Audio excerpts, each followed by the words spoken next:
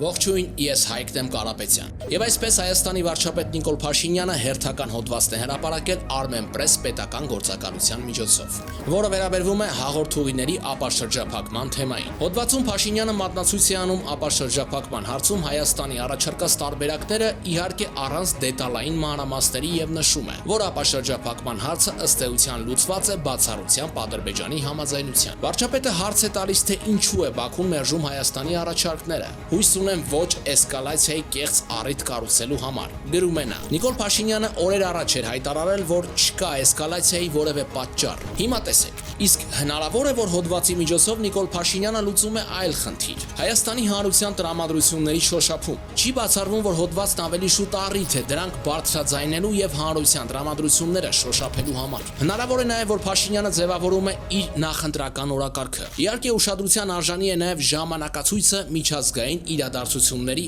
համեմատությամբ։ Հայաստանի վարչապետի հոդվածը հրապարակվում է ԱՄՆ-Ռուսաստան երկխոսության ծավալման ֆոնին, ԱՄՆ-Եվրոպա կամ ԱՄՆ-Բրիտանիա դիմակայության դրսևորմանը զուգահեռ, ինչպես նաև Ռուսաստանի Դաշնության արտաքին գործերի նախարար Լավրովի Անկարա եւ Թեհրան կատարած այցերից հետո, որին զուգահեռ էլ Ժնևում տեղի էր ունենում Հայաստանի ԱԳ նախարարի հանդիպում Իրանի ԱԳ նախարարի հետ։ Բաժանորդագրվեք մեր ալիքին եւ հետևեք մեզ։